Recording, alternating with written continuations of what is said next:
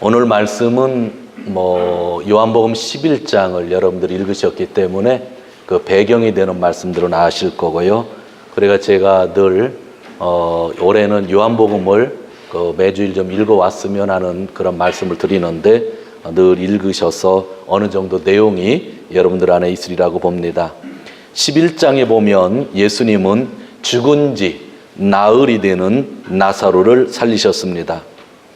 이 소식을 들은 유대인 지도자들은 공의회 회의를 열어 소집하였고 그날부터 예수님을 죽이려고 모의를 하였습니다. 그래서 예수님은 그들을 피하여 광야에서 가까운 에브라임이라는 마을로 가서 지내셨습니다. 그러나 유월절이 다가오자 예수님은 다시 예루살렘으로 가고 계십니다. 그리고 예루살렘에 입성하시기 전에 베단이라고 하는 곳에 들리셨습니다. 거기는 죽은 자 가운데서 살아난 나사로의 집이 있는 곳입니다. 베다니에서 예루살렘은 3km 정도 떨어져 있기 때문에 우리가 걸어서 1시간이 되지 않는 거리입니다. 나사로는 지금 건강한 생활을 하고 있었습니다. 나사로의 가족들은 예수님이 오신다는 소식을 듣고 집에 잔치를 준비해 놓았습니다. 예수님은 집에 들어가 식사를 하셨고 나사로는 식탁에 함께 있었고 마르다는 시중을 들고 있었습니다. 그때 마리아라고 하는 여인이 잔치가 벌어지고 있을 때에 자기가 가지고 있던 가장 귀한 향유를 가지고 와서 예수님의 발에 붓습니다. 그리고 예수님의 발에 붓고 자기의 머리카락으로 예수님의 발을 씻어주고 예수님께 감사하며 존경과 경의를 표현했습니다. 정말 대단한 광경입니다. 오빠가 다시 살아난 것에 대한 기쁨의 마음이 예수님을 향한 경배가 되었기 때문입니다. 그때 예수님의 제자 가운데 한 사람인 유다가 그 광경을 보면서 마리아를 비난합니다. 왜 비싼 향유를 허비하느냐? 이것을 팔면 300만 엔 이상이 되는 돈이 되는데 그것으로 가난한 사람을 도울 수 있지 않느냐? 그렇게 말했던 것입니다. 틀린 말은 아니었습니다. 왜냐하면 그 향유의 가치는 한 가족이 1년은 생활할 수 있는 금액이었기 때문입니다. 그러나 유다의 말은 예수님에게 인정을 받지 못했습니다. 그 이유는 유다의 속마음은 가난한 사람들에게 있었던 것이 아니라 돈에 관심이 있었기 때문에 그러한 말을 했다고 성경은 이야기하고 있는 것입니다. 유다는 참 계산이 빨랐던 것 같습니다. 향유가 어느 정도인지 모르지만 향유가 뿌려지는 것을 보고 그 병 그 정도면 300만 엔 정도 되겠다. 바로 계산한 사람이니까 그건 대단히 계산이 빠른 사람이죠. 계산이 빠르기 때문에 예수님의 제자들 중에 그에게 회계 담당을 시켰죠. 그래서 수입되는 돈, 지출되는 돈의 관리는 유다가 맡았었던 겁니다.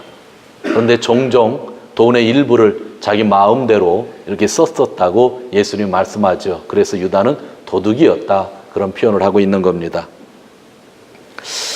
사랑하는 성도 여러분, 한 사람은 예수님께 자기의 가장 귀한 것을 아낌없이 쏟아붓고 있었는데 다른 한 사람은 왜 귀한 것을 허비하느냐라고 이야기했던 것. 이것이 오늘 성경 본문에 나오는 두 가지 반응입니다. 이것이 오늘 우리가 읽은 내용과 또 이전에 있었던 배경들을 제가 설명한 겁니다. 좀 더 내용을 살펴보려고 합니다. 마리아가 이처럼 300만 엔이나 되는 그 금액의 향유를 예수님에게 드린 그 이유는 무엇일까요? 마리아는 자기 오빠가 죽었다가 살아나는 과정을 보면서 예수님이 얼마나 귀중한 분이신가, 아마 예수님의 가치, 예수님에 대해서 모든 것을 알았기 때문일 것입니다. 적어도 나사로가 살아나기 전까지 마리아는 예수님을 위대한 선생, 또한 예언자 가운데 한 사람으로 생각했을 것입니다. 그리고 오빠 나사로의 좋은 친구로만 알고 있었습니다. 지금까지 그런 예수님 앞에서 그분의 말씀을 듣는 것을 좋아했습니다. 그리고 오빠의 친구였던 예수님에게 또한 사랑받기만을 원하고 있었을 것입니다. 그러나 오빠가 죽었다가 다시 살아났을 때에 그는 육신을 입은 이분이 정말 누구인지를 깨달았던 겁니다. 이분은 하나님의 아들이셨고 메시아이셨습니다. 이분은 죽은 자를 산 자처럼 부르시며 죽은 자를 살리셨습니다. 그래서 지금 마리아는 예수님에게 경배를 하고 있는 것입니다. 예수님이 가장 귀하신 분이심을 고백하고 있는 것입니다. 그분의 말씀을 듣는 것도 중요하고 그분과 함께 밥을 먹는 것도 중요하고 사랑받는 것도 중요하지만 그가 어떤 분이라는 것을 깨달았을 때 그는 예배를 드리기 시작했다고 하는 겁니다. 오늘날 우리도 예수님에게 많은 사랑을 받기를 원하고 있습니다. 그 말씀에 은혜를 받기를 원하고 있습니다. 그러면서도 우리가 성숙한 신앙으로 나가기 위해서는 이와 같은 예배의 자리가 필요하다고 하는 것을 우리는 잘 알고 있습니다. 3절 말씀을 다시 한번 같이 읽도록 하겠습니다. 3절입니다. 마리아는 지극히 비싼 향유 곧 순전한 나드 한 근을 가져다가 예수의 발에 붓고 자기 머리털로 그의 발을 씻으니 향후 냄새가 집에 가득하더라. 이 3절의 행동을 우리는 단순히 향유를 깨뜨렸다, 머리털로 그 향유가 묻은 발을 다시 씻었다, 그렇게만 보고 있으면 안 된다고 하는 거죠.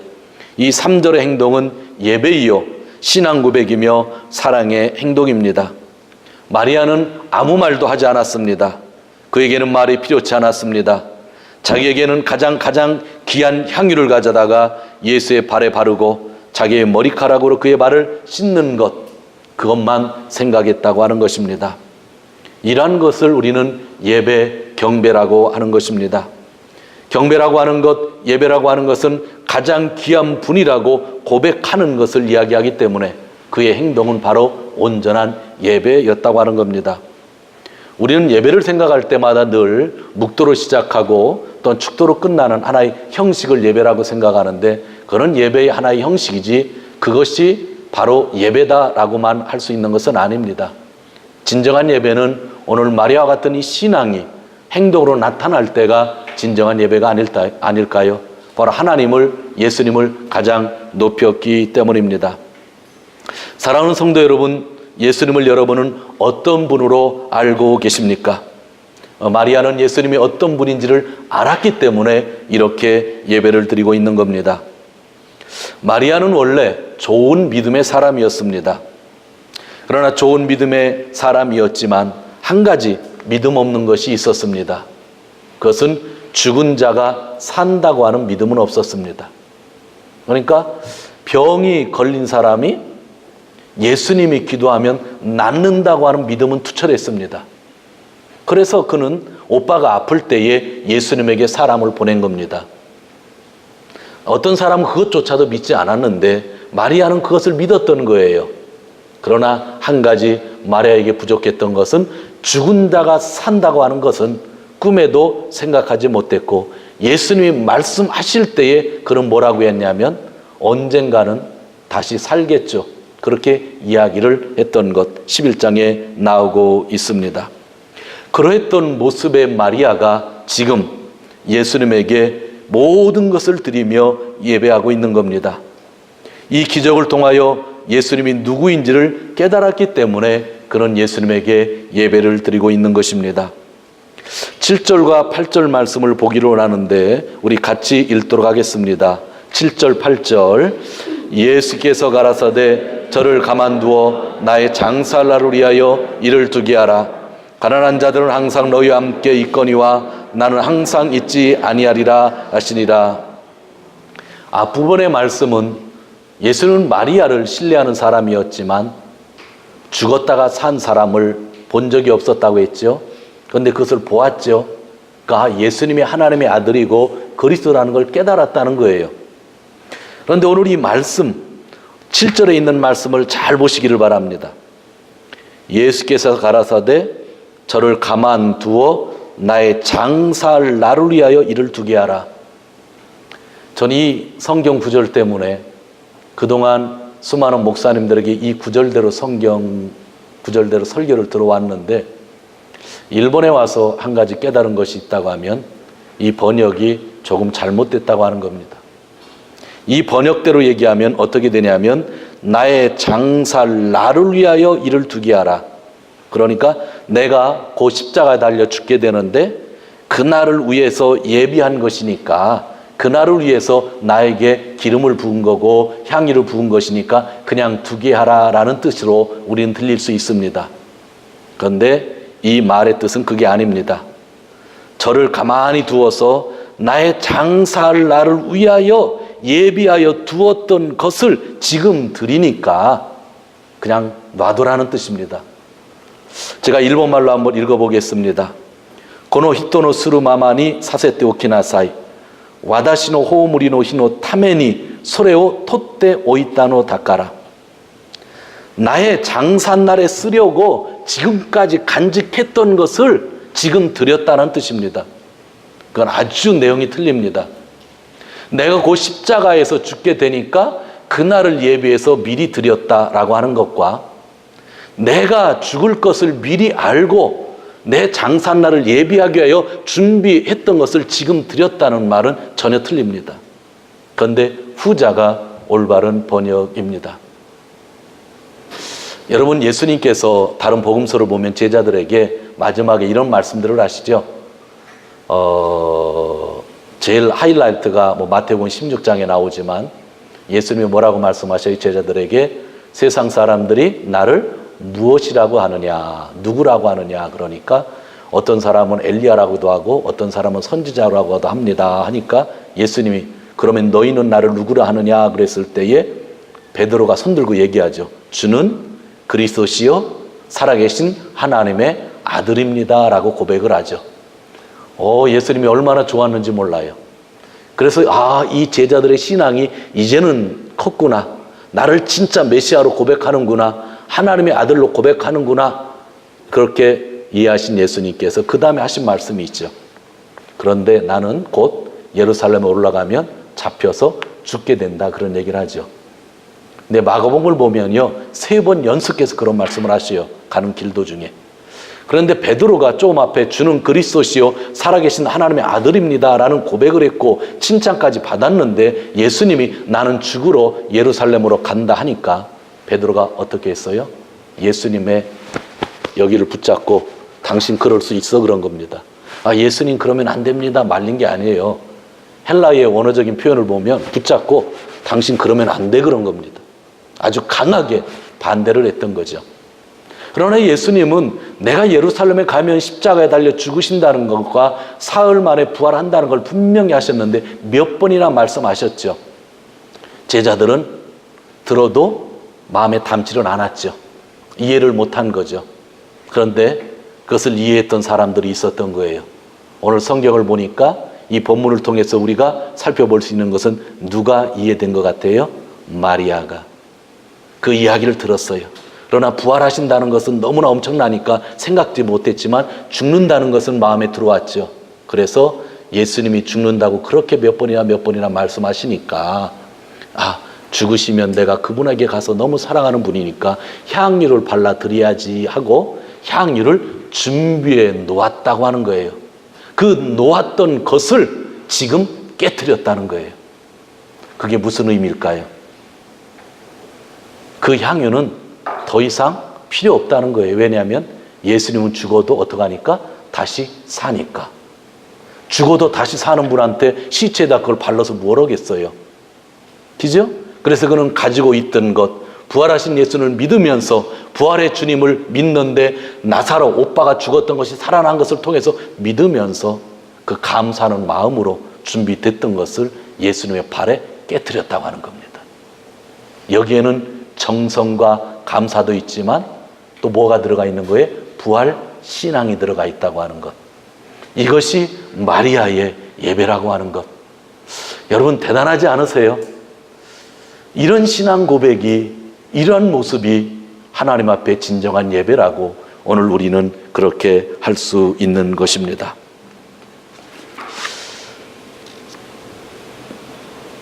구절을 우리가 같이 보도록 하겠습니다. 9절인데 우리가 읽지는 않았지만 같이 봅니다. 시작.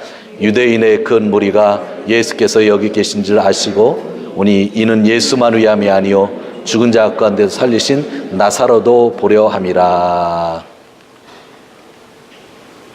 예수만이 아니요라고 한글로 쓰여져 있는데 일본말로는 재미있어요. 예수 다케가 메아테데와 나쿠 예수가 시샤노 나카카라 요미가에 나레 사세타 나자로 미루 타메. 그래서 온 사람들은 우리 한국말을 보면 예수를 보러 왔다가 나사로를 본다라는 의미인데 일본말을 보면 예수님을 보러 온 것이 아니라 누구를 보러 왔다고요? 나사로를 보러 왔다고 하는 겁니다. 뉘앙스가 좀 틀리죠? 뉘앙스가 좀 틀려요. 기적이 일어났습니다. 그 기적은 보통 기적이 아니고 죽은 사람이 살아난 기적입니다. 사람들은 그 기적을 보고 감탄합니다. 그날 예수님을 위한 잔치가 있었습니다. 그런데 그 기적을 일으킨 예수님에게는 별로 관심이 없습니다. 그분이 하나님의 아들이라고 하는 것, 메시아라고 하는 것에는 관심이 없습니다. 살아난 나사로가 잘생겼는지 못생겼는지 혹시 귀신은 아닌지 정말 살아났는지 나사로를 보러 왔다고 하는 이야기입니다. 그 잔치는 분명 예수님을 위한 잔치였습니다. 그런데 사람들의 관심은 전부 나사로에게 가 있는 겁니다. 그리고 나사로에 가서 축하하는 겁니다. 야, 네가 살아나서 너무 잘됐다. 앞으로 진짜 더 오래 살아라 하고 축복을 하는 겁니다.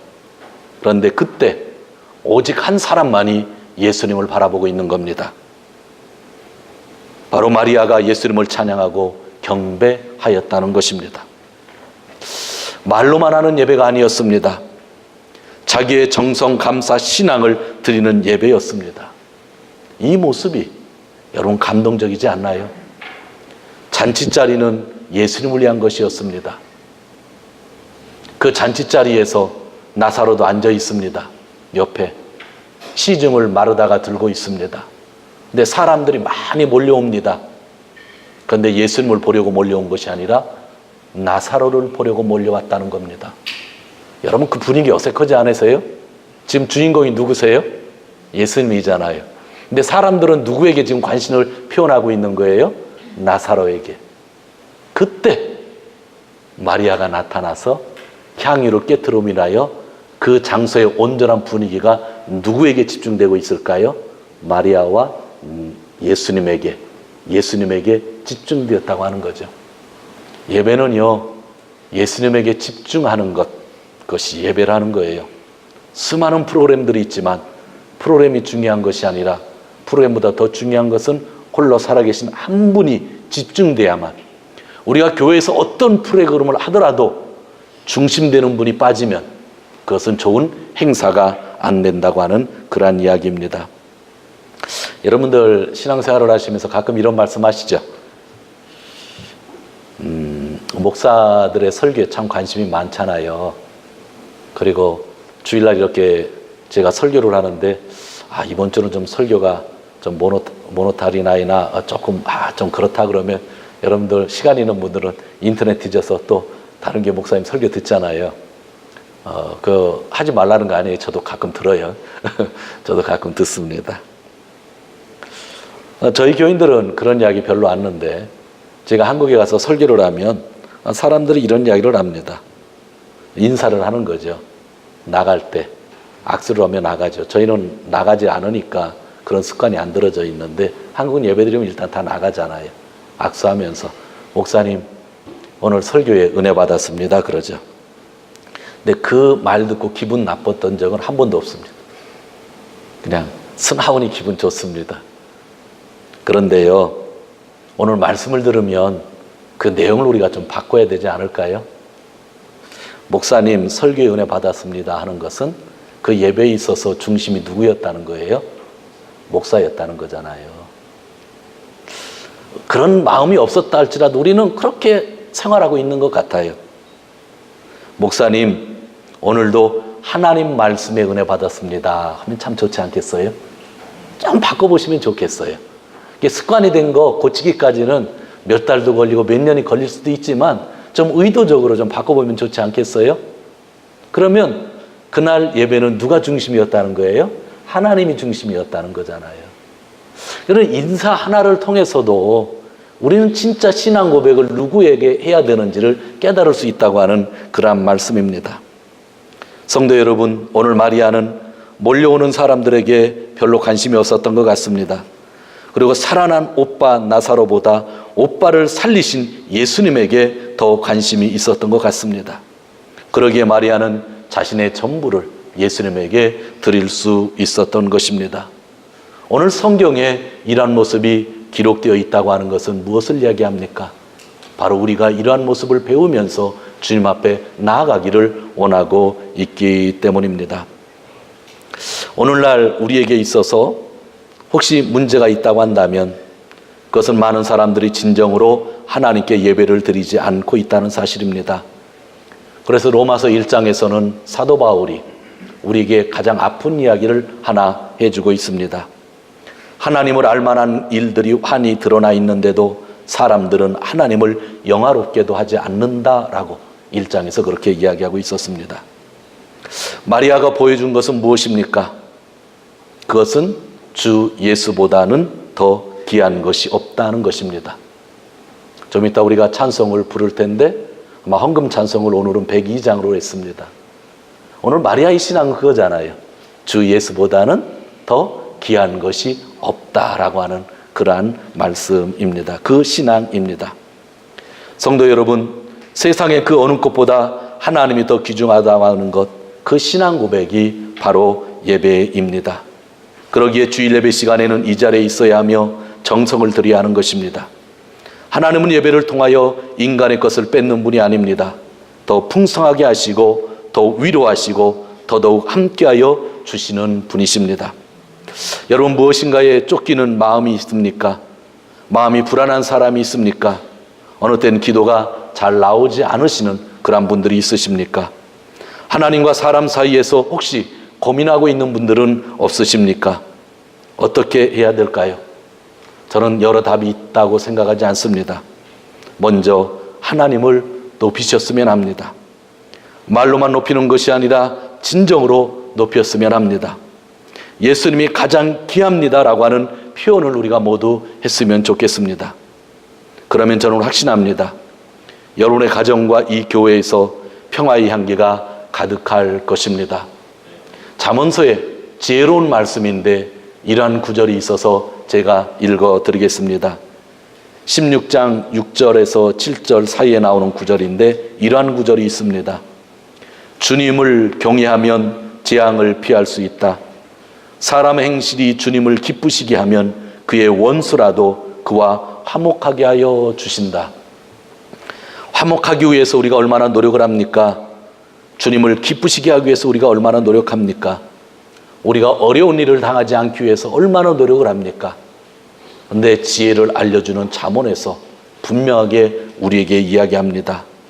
주님을 경외하면 재앙을 피할 수 있고 사람의 행실이 주님을 기쁘시게 하면 그의 원수라도 그와 화목하게 하나님이 만들어 주신다. 그렇게 말씀하셨습니다. 말씀을 정리하려고 합니다. 요한복음 11장과 12장을 보면 마리아는요 원래 신앙이 좀 있었던 사람이에요. 조금 전에도 이야기했지만 먼저 예수님이 병든 자를 고칠 수 있다는 신앙이 있었어요. 그래서 예수님에게 사람을 보냈잖아요. 그리고 그녀는 또 말씀을 잘 듣는 신앙인이었어요. 그래서 예수님이 내가 예루살렘에 죽으러 간다는 말씀을 그런 마음에 담고 죽으면 쓰려고 향유를 미리 준비해 두었던 그런 여인이에요. 제자들이 이해가 되지 않을 때도 마리아는 예수님의 죽음을 예비했다고 우리 성경을 통해서 우리가 볼 수 있습니다. 그러나 그녀에게 한 가지 부족한 것이 있었습니다. 그것은 예수님이 다시 산다는 것, 그것은 믿어지지 않았습니다. 그런데 오빠 나사로가 사는 것을 보고 믿음이 확 들어간 겁니다. 무슨 신앙이 들어갔을까요? 부활신앙이 들어간 겁니다. 부활신앙. 우리가 주일 예배를 언제 드려요? 예수님이 부활하신 날에 드리는 거잖아요. 부활신앙을 믿으니 그의 인생이 변하는 겁니다. 삶이 변하는 겁니다. 자, 우리가 어려움을 겪을 때에 십자가를 붙잡죠. 십자가의 신앙이 너무나 중요하죠. 그러면서도 우리가 변화된 삶을 살기 위해서 어떠한 신앙이 필요한 거예요? 부활 신앙이 필요한 거예요. 그래서 십자가와 부활은 같이 가는 신앙이라고, 이것이 복음이라고 성경은 말씀하고 있는 겁니다. 부활 신앙을 가지고 있었기 때문에 죽음을 예비하면서 모아놓았던 향유가 필요가 없는 겁니다. 왜? 부활하시니까요. 그래서 살아계신 예수님에게, 원래는 죽었어야 드렸는데 살아계신 예수님에게 그것을 드렸다고 하는 겁니다. 예수를 위해 준비한 것을 어떤 사람은 팔 수도 있었을 겁니다. 그러나 그녀는 준비했던 모든 것을 살아계신 예수님의 발에 붓고 머리털로 씻었다고 하는 것입니다. 바로 예수님이 세상에서 가장 귀하신 분이라고 하는 것을 깨달았기 때문입니다. 그분보다 귀한 것이 없다. 그것이 마리아의 신앙이고 또한 우리의 신앙이 되어야 됩니다. 나사로의 언니는 식사 준비를 정성스럽게 했죠. 사람들은 죽었다 살아난 나사로를 보러 왔죠. 그러나 마리아는 그 정도로는 예수님을 가장 귀한 분으로 고백할 수가 없다는 것을 알고 자기 마음을 드렸던 겁니다. 마르다의 행동이 나빴던 것은 아니죠. 그러나 진정 예배는 마리아에게 있었다고 하는 것입니다. 사랑하는 성도 여러분, 주 예수보다 귀한 것이 없다는 마리아의 신앙을 가지시고 주 예수 그리스도를 통하여 하나님께 늘 예배하시는 삶을 사시기를, 또 그러한 성도님 되시기를 주님의 이름으로 축원드립니다. 기도하겠습니다.